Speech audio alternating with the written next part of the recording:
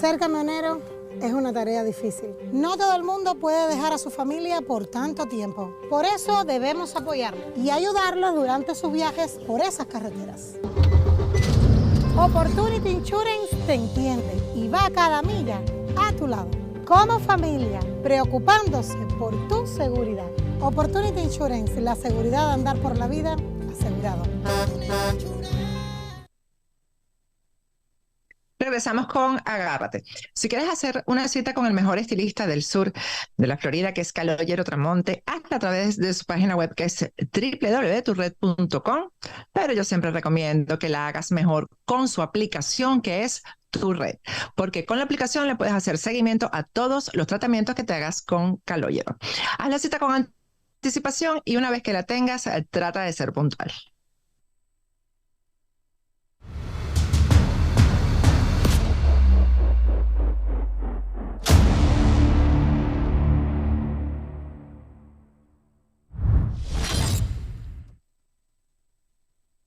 Regresamos con Agárrate. Antes de conversar con nuestro invitado de hoy, les recuerdo que mañana a las 6 de la tarde vamos a tener un live aquí en nuestro canal Factores de Poder con el abogado Myron Gallardo, que es abogado criminalista.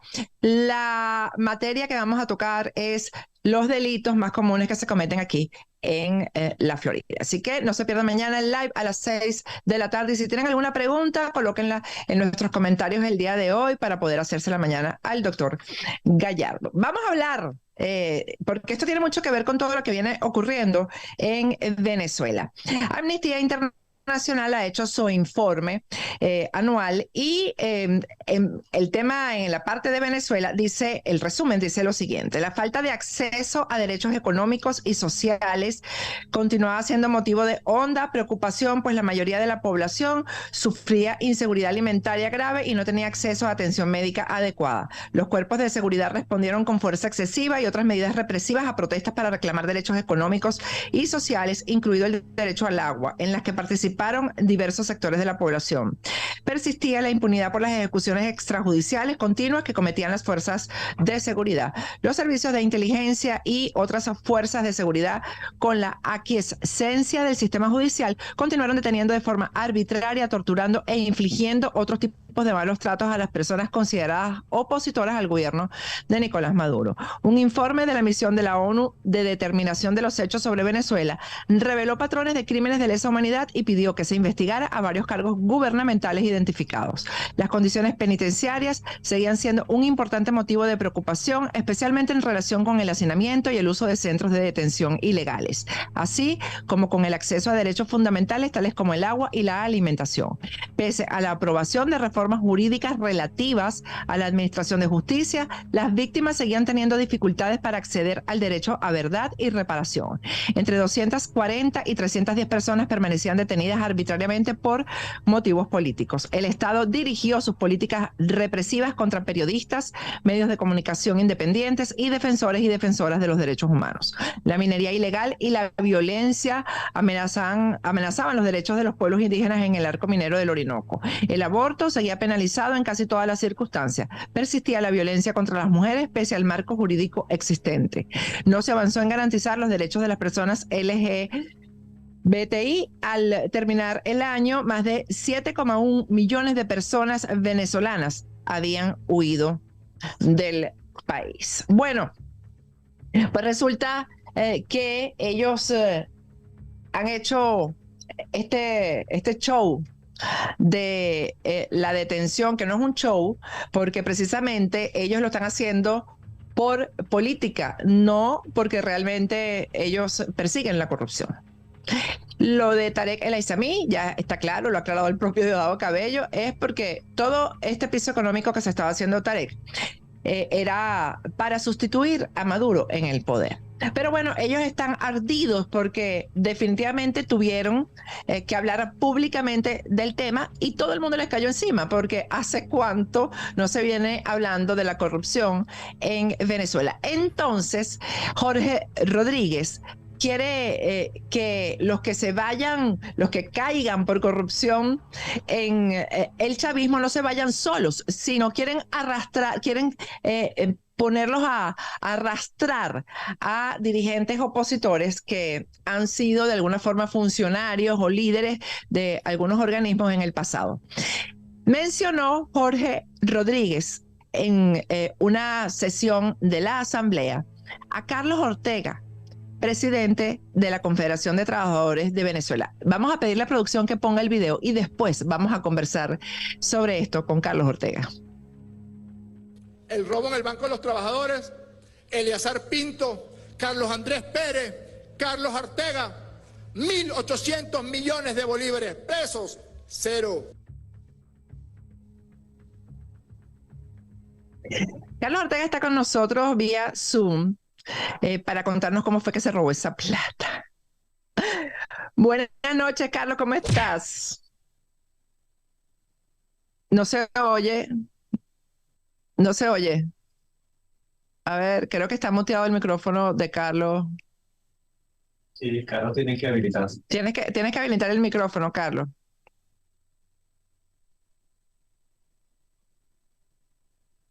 Vamos a esperar con paciencia para que Carlos Ortega nos cuente cómo fue que se robó la plata y qué hizo con ella.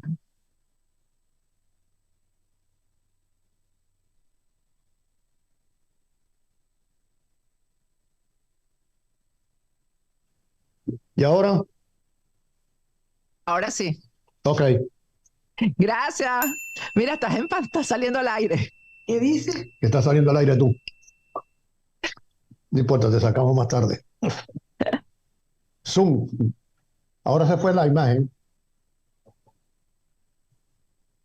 No, pero ahí está. Lo que pasa es que se le... Ahora sí. Ok. Tienes que bajar un poco la cámara porque se te ve la mitad de la cara nada más. Ok, ahora sí. Y ahí. Perfecto. ¿Qué hacemos entonces, Andrés? Yo pensé que iban a seguir, estaba todo muy jocoso, la verdad.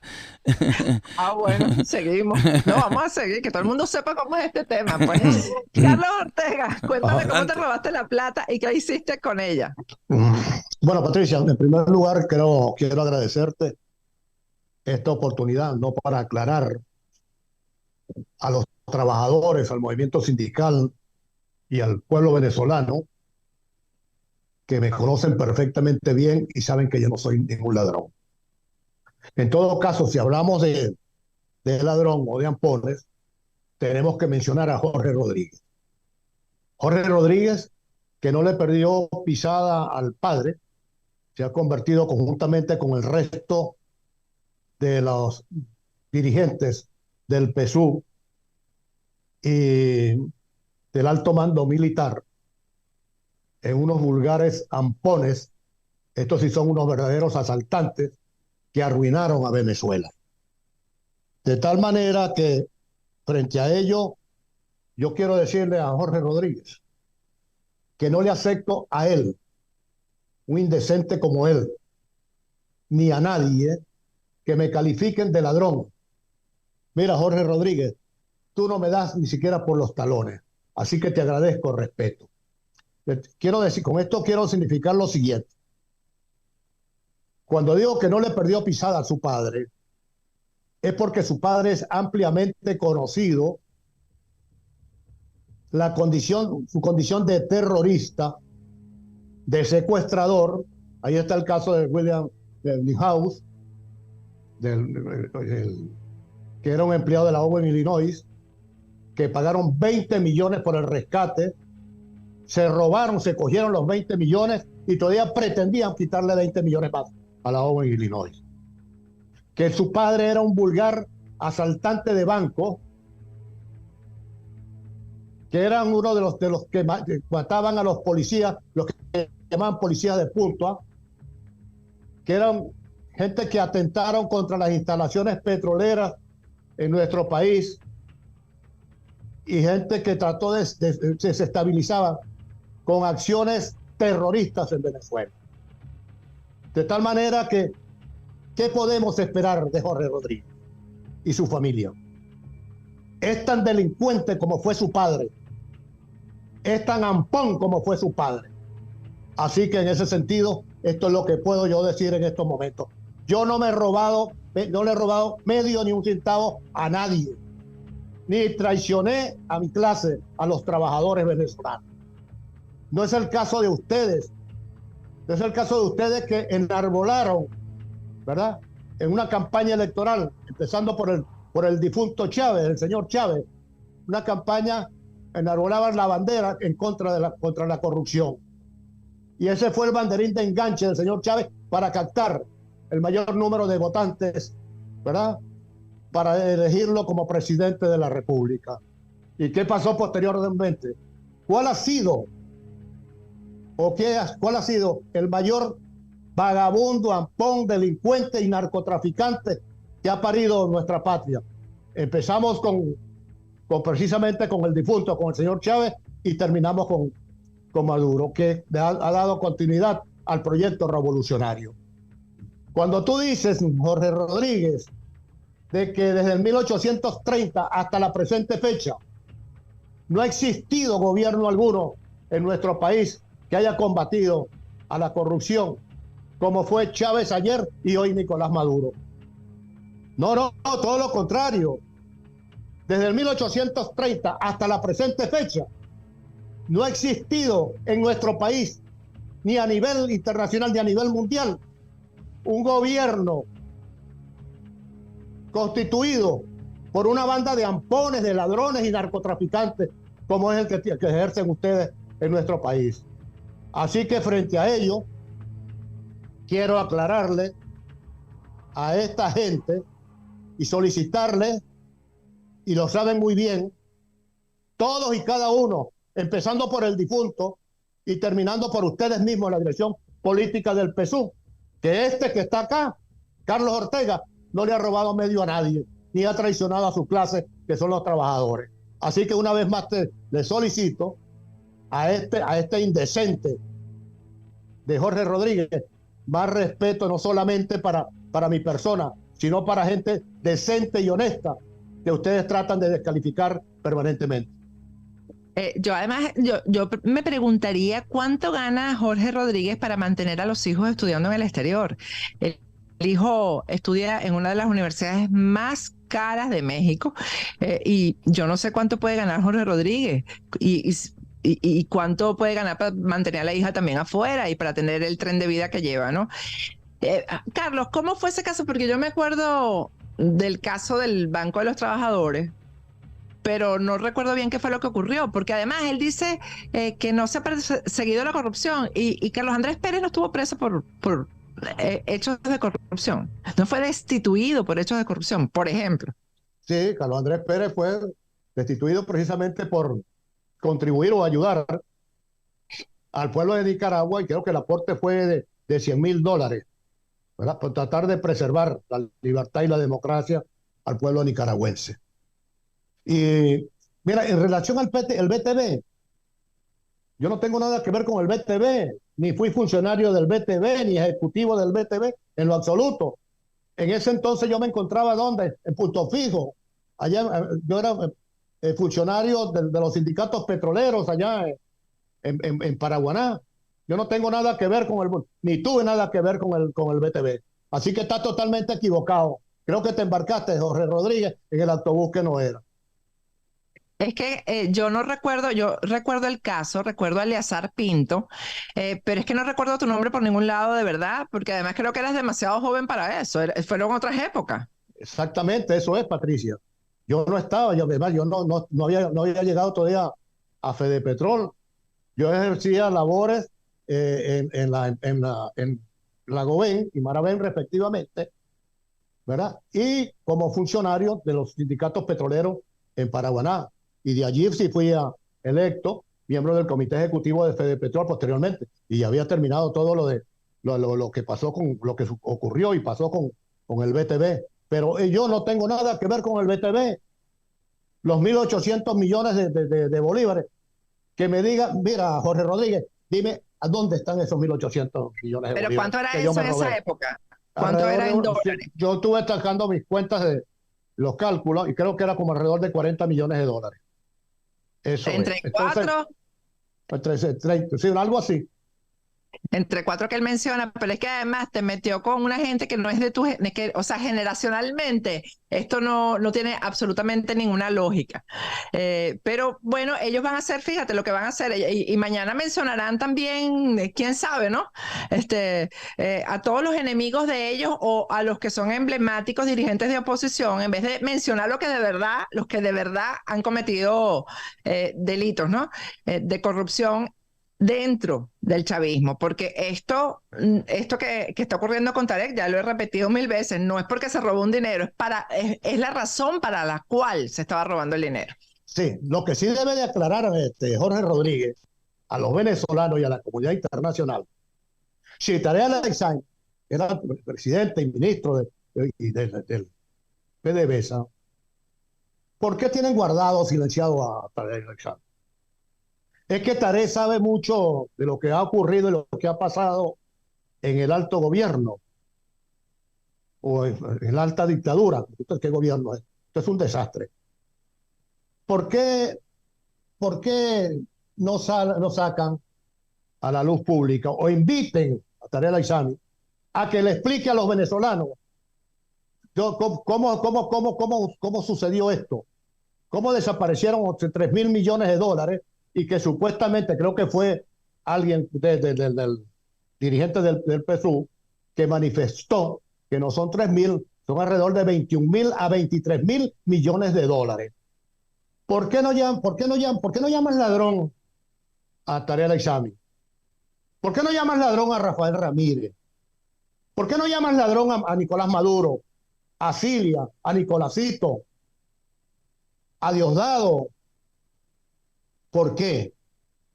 ¿Es que acaso ustedes descubrieron el agua tibia antier, de que Venezuela estaba siendo saqueado por altos funcionarios del proceso revolucionario? No, esto lo hemos venido denunciando nosotros desde hace mucho tiempo, inclusive desde que yo estaba en la cárcel, cuando estuve detenido en Ramo Verde, lo denuncié. No solamente lo denuncié a Chávez como corrupto y como narcotraficante, y así está insertado en el primer libro que yo saqué, Habla el que se fue. O sea que esto no es nuevo. Y además, ¿tú crees que es fácil desaparecer, verdad, del erario público de Venezuela, en nuestro país? Más de 600.000 millones de dólares. ¿Tú sabes lo que representa esto? Bueno, estos ladrones, estos son unos vulgares asaltantes, son ladrones. Definitivamente no los podemos calificar de otra manera.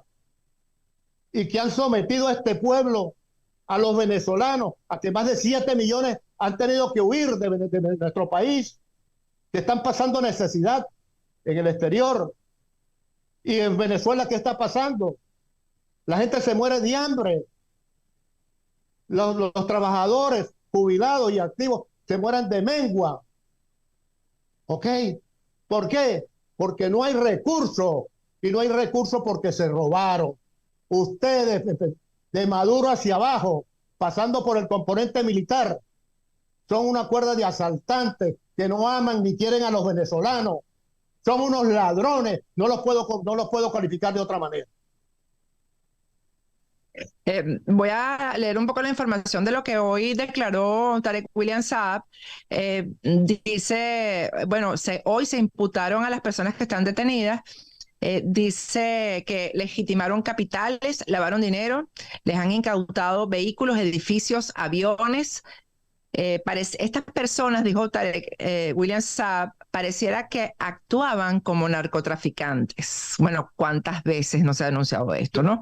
A los funcionarios implicados, dijo Tarek William Saab, en este hecho se les va a imputar el delito de traición a la patria, además de los otros delitos de legitimación de capitales. Tarek dijo, nosotros hemos hecho un trabajo jurídico para que estas personas tengan 30 años de cárcel. Queremos que nos digan dónde está ese dinero. Nosotros hemos llamado a la trama PDVSA Cripto. Usaron las criptomonedas para lavar el dinero que no entró a PDVSA. Y de esto se encargaba, por cierto, el circo, el ROA que no me acuerdo nunca el nombre. Le preguntaron muchísimo sobre si va a investigar a Tarek El Aissami. Dijo, estamos en la primera fase de la investigación. No terminan de hablar de lo que van a hacer con Tarek, ¿no? Dice, estamos en el cierre de la primera fase de investigación. Hoy van a ser presentados todas estas personas, tanto empresarios como funcionarios. No quiero adelantarme a los acontecimientos que están en pleno desarrollo. No hablan de Tarek El Aissami. Y no van a hablar. Y hablaron de Pulido, que es el segundo de Alex Saab, y dijo que están investigando a los gerentes también de varios Petro, entre ellos Petro Zamora. Sí, fíjate, cuando tú dices allí que no dicen nada de Tarek, ya lo acabo de señalar yo también, considero una opinión, no tengo los pelos en la mano, creo que Tarek sabe demasiado. Claro. Creo que Tarek sabe demasiado, y a pesar que alguien lo veía como una figura ahí, más bien de bajo perfil, no pone así a los medios tanto, ¿ok?